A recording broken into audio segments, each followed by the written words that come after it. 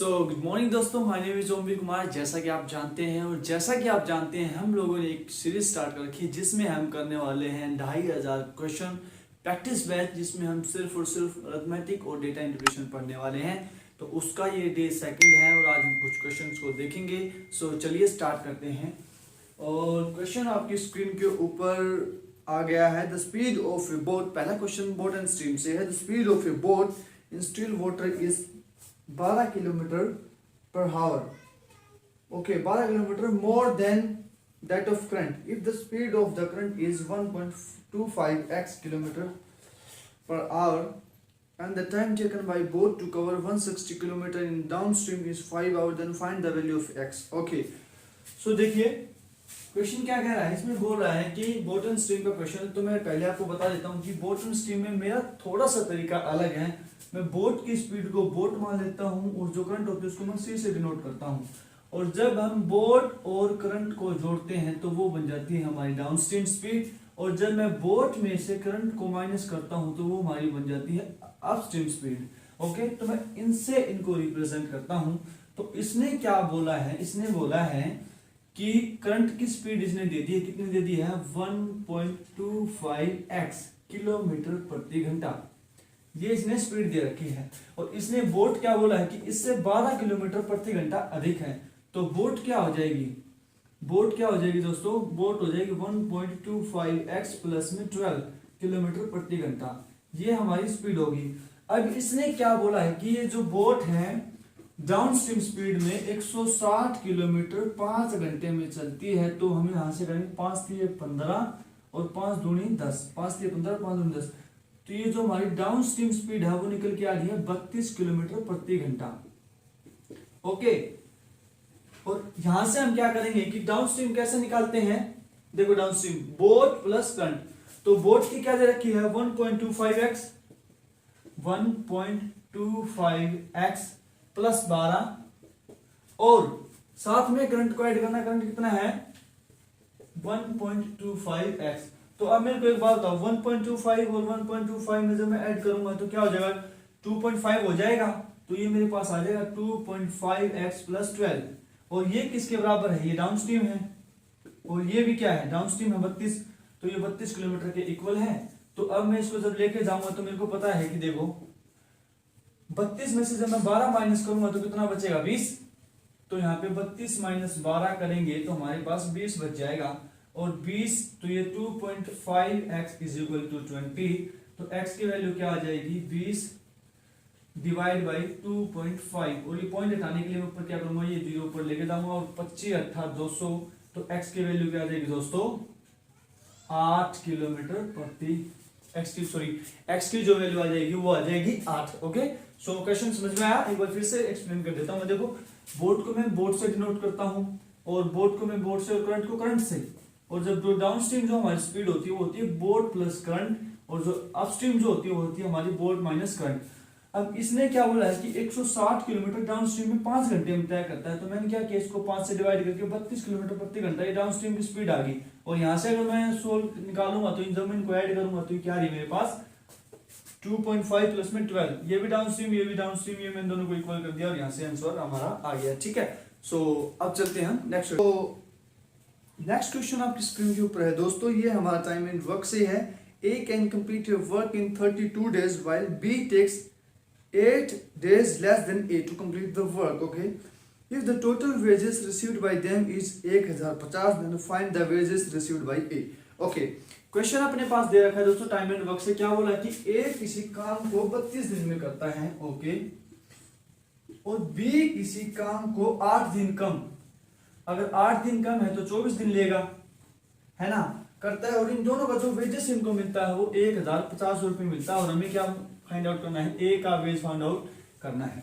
तो हमें को एक बात बताइए, आपको यूनिट वगैरह सब कुछ निकालना आता है। जब आपको वेजेस का क्वेश्चन मिलेगा ना, वेजेस का, तो आपको क्या करना है, जिस एफिशिएंसी में वो काम करते हैं उसी एफिशिएंसी में उनका वेजेस डिवाइड होता है। बिल्कुल एक लाइन का क्वेश्चन नहीं, कैसे आपको क्या करना है, ये टाइम का रेशियो दे रखा है, ये इनको टाइम दे रखा है, आप इसको एक बार रेशियो में तोड़ो तो ये आप 4 32 4 4 8 32 8 32 ओके 8 चौके 32 और 8 3 24।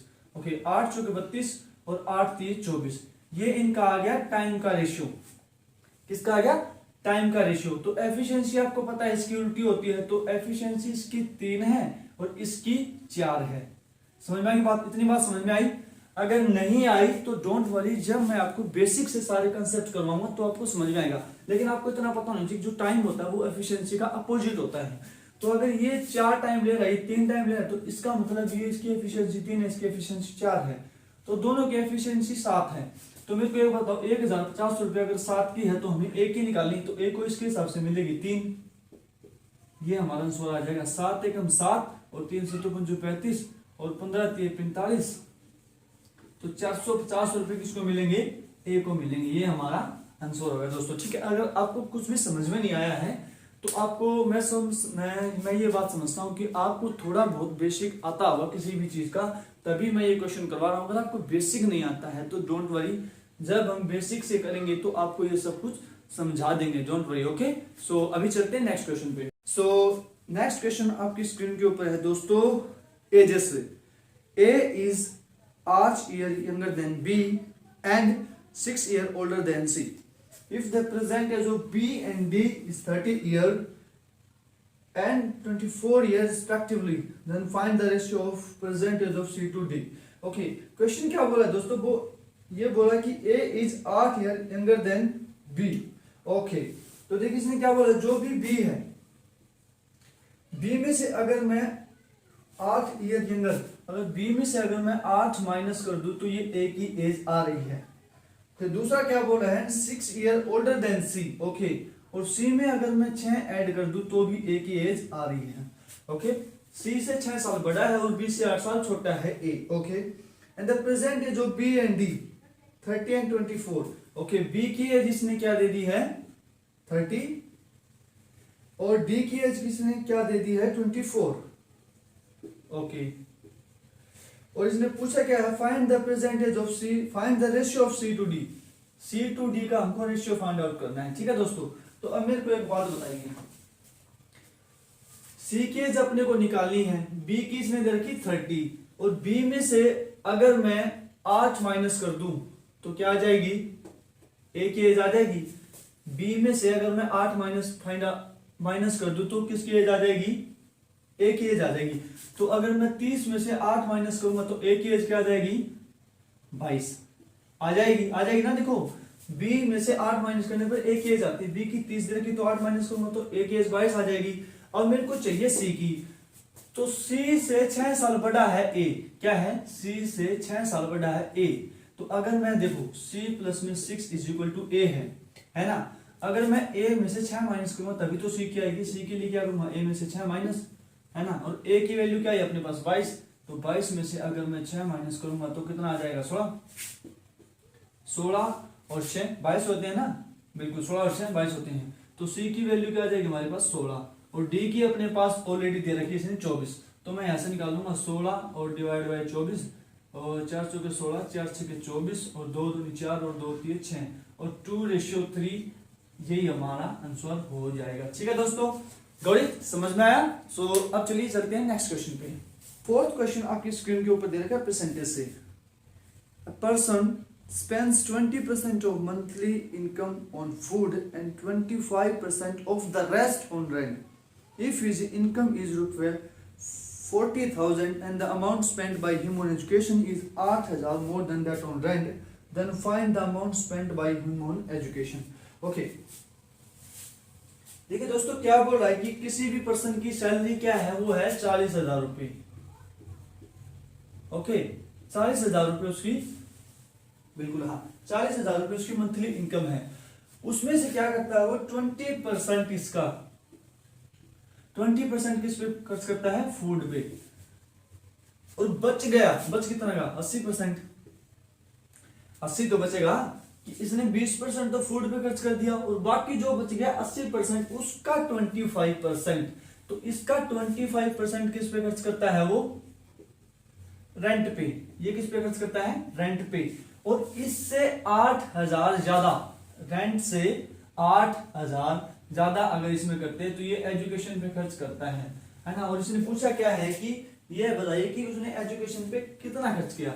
तो ये हमारा डायरेक्ट आंसर दिख रहा है आपको। तो कैसे फाइंड आउट कर सकते हैं, आपके पास दो तरीके हैं। एक तो ये है कि आप 40,000 का 80% निकाल ले। ओके, इसका 80% निकालने के बाद इसका 25% निकाल ले और इसमें 8,000 ऐड कर दे। एक तरीका तो ये है आपके पास कि ये आंसर आपका आ जाएगा डायरेक्ट। और दूसरा तरीका क्या है कि देखो, दूसरा तरीका क्या है दोस्तों, जो शॉर्ट में आप देखेंगे कि मैं मान लेता हूं उसके पास 100 की बजाय 4,000 की बजाय 100 रुपए थे और 100 का 20% इसने खर्च कर दिया फूड पे। तो 20% तो 20 ही होगा, 20 बचेगा। तो बच कितना गया, 80% और 20% इसने फूड पे खर्च कर दिया तो 80% बच गया और वो कितना है 80। इसने क्या किया, इसका 25% क्या होता है 1/4, 1/4 होता है ना। तो 25% इसने किस पे खर्च कर दिया, रेंट पे। तो रेंट पे कितना हो जाएगा, 4 दूनी 8, मतलब कि 20 रुपए ही इसने किस पे खर्च कर दिए, रेंट पे। और इसमें अगर 8,000 हम और ऐड कर दे तो ये किसका है, एजुकेशन का है। तो अब मेरे को एक बात बताओ, ये जो 4,000 ये 100 की वैल्यू है, अपने को कितनी निकालनी है, 20 की निकाल सकते हैं ना, क्योंकि 20 की निकाली और उसमें हम 8,000 ऐड कर देंगे। तो मेरे को एक बात बताओ, ये 4,000 जो है ये 100 की वैल्यू है, अपने को चाहिए 20 की वैल्यू और प्लस में 8,000 हम इसमें ऐड कर देंगे, यही हमारा आंसर हो जाएगा। तो हम यहाँ से इसको काट सकते हैं। सो 4 दूनी 8, 8 यहाँ से आ गया और 8 यहाँ से आ गया, तो हमारा आंसर क्या आ जाएगा, 16,000 रुपए हमारा आंसर आ जाएगा। ठीक है दोस्तों, ये हमारा आंसर है। दो तरीकों से आप कर सकते हैं, आपको बस थोड़ा परसेंटेज, रेशियो, एवरेज, इन 3 टॉपिक की पकड़ आपको बेहतरीन होनी चाहिए, आपको कोई भी टॉपिक रुकने वाला नहीं है दोस्तों। ठीक है, सो चलिए अब चलते हैं नेक्स्ट क्वेश्चन पे। सो नेक्स्ट क्वेश्चन आपकी स्क्रीन के ऊपर है दोस्तों, जो कि है एज से ही, और इसमें रेशियो का यूज किया गया है बड़े अच्छे तरीके से। The ratio of the percentage of ABC is 8:9:5। Okay, ABC का रेशियो इसने दे दिया है 8:9:5। Okay, respectively if the present average age of ABC is 39, A and C। Okay, A plus C की जो एवरेज है वो 39 है। Okay, average. Find the ratio of A to B after 6 year. A का 6 साल बाद और B का 6 साल बाद। Find the ratio of ages of A to B after 6 year. Okay, इसने क्या पूछा है, एक सेकंड, हाँ सुनिए। इसने हमको दे रखा है कि जो A, B और C है उनकी प्रेजेंट एज का रेशियो ये है 8, 9, 5 और A और C का एवरेज अपने को दे रखा है 39 ईयर ओल्ड। और इसने क्या बोला कि A और B का 6 साल बाद का रेशियो हमको बताइए। अब मेरे को एक बात बताओ, आपने रेशियो पढ़ा है, एवरेज पढ़ा है। एवरेज का मतलब क्या होता है कि जितनी क्वांटिटी है उससे डिवाइड करके हम उसको लिखते हैं। अगर A और C का मान लो रेशियो 2 भी, उसके डिवाइड करने के बाद 39 आया है ना। तो अब मेरे को बात बताओ, A प्लस C की प्रेजेंट एज कितनी हो जाएगी, टोटल उनका जो सम कितना हो जाएगा, 39 इंटू 2 कितना हो जाएगा, 9 दूनी 18 और 9 2 नी में 18 और 2 3 6 और 1 7। तो A प्लस C की जो एज हो जाएगी वो कितनी हो जाएगी, 78 हो जाएगी। ओके, ये इनका सम है प्रेजेंट एज का। लेकिन अगर मैं यहां से देखूं, इसको मैं x मान लेता हूं, 8 और 5 कितना है, 8 और 5 13x। तो A प्लस C की यहां कितनी आ रही है, 13x। तो मैं 13x को इसके इक्वल लिख सकता हूं, बिल्कुल लिख सकता हूं। तो ये आ जाएगा 13x इज इक्वल टू 78। तो मैं 13 से इसको डिवाइड कर दूंगा, 78 डिवाइड बाई 13, 13 13 78। तो x की वैल्यू क्या आ जाएगी, 6 हमारे पास निकल के आ रही है। इसने पूछा क्या है, A और B की 6 साल बाद का रेशियो। तो A की कितनी हो जाएगी 6 साल बाद, 8 6 48, 6 रखूंगा मैं यहाँ पे, 8 6 48 प्लस में 6, और B की कितनी हो जाएगी 9 6 54 और प्लस में 6। ठीक है, तो ये कितना हो जाएगा, 54 हो जाएगा, 50 और 6 54, और ये हो जाएगा 60। और अब मैं इसको काट लेता हूं,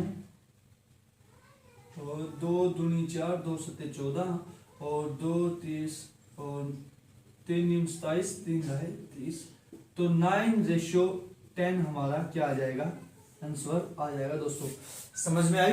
अभी मैं इस क्वेश्चन को एक तरीके से और करवाऊंगा आपको। देखो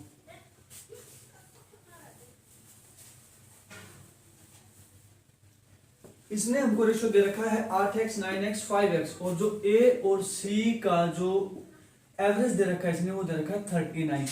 अब मेरे को एक बात बताओ, a और c की टोटल वैल्यू कितनी है, 13x और ये इसका एवरेज मैंने निकाल लिया। ठीक है, निकाल लिया। मैं मान लेता हूं कि इनकी एज इतनी है 8x 9x और 5x, तो इनकी दोनों की एज कितनी हो जाएगी 13x को अगर मैं 2 से डिवाइड करता हूं तो वो कितनी हो गई 39।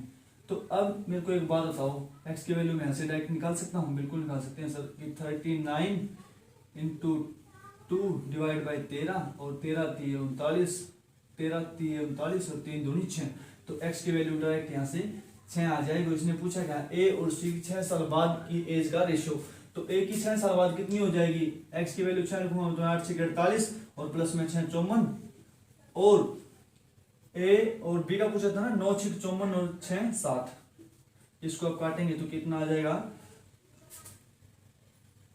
जो हमने क्या निकाला था 9/27, यहाँ से 27 दूनी 54 और ये 30 और 9 3 27 और 3 30, तो 9:10 हमारा यहाँ से आ जाएगा। अभी मैं आपको बेसिक से क्यों करवाता हूँ दोस्तों, समझो इस बात को, क्योंकि अगर आपको बेसिक आता है ना तो स्टेप्स अपने आप कम होते चले जाएंगे, क्योंकि आपको बेसिक आना बेहद जरूरी है। अगर आपको किसी भी चीज का बेसिक आता है तो आप उसके स्टेप्स को कम करते जाएंगे। अब आपके दिमाग में ये चलने लगेगा कि आपको पता है कि रेशियो आपको 8 9 5 दे दिया है और एवरेज इसने 39 दे दिया है, तो आपको पता है कि 8 और 5 13, मतलब कि 13 डिवाइड बाई 2 की वैल्यू उसने दे दिया आपको 39। आप दिमाग में डालेंगे कि अगर मैं इसको 2 से मल्टीप्लाई कर दूं तो 78 ही मेरे को 13 यूनिट की वैल्यू दे दी इसने, तो 1 यूनिट की आप 6 निकाल लेंगे। तो आपको क्या करना है, 1 यूनिट की अगर 6 निकाली तो आप डायरेक्ट यहाँ से 8 और 6 की 8 और 9 की वैल्यू निकाल के उसमें 6 ऐड कर देंगे। ठीक है दोस्तों, सो आज के लिए इतना ही रखते हैं, हम मिलते हैं नेक्स्ट वीडियो में। Children take care, bye bye.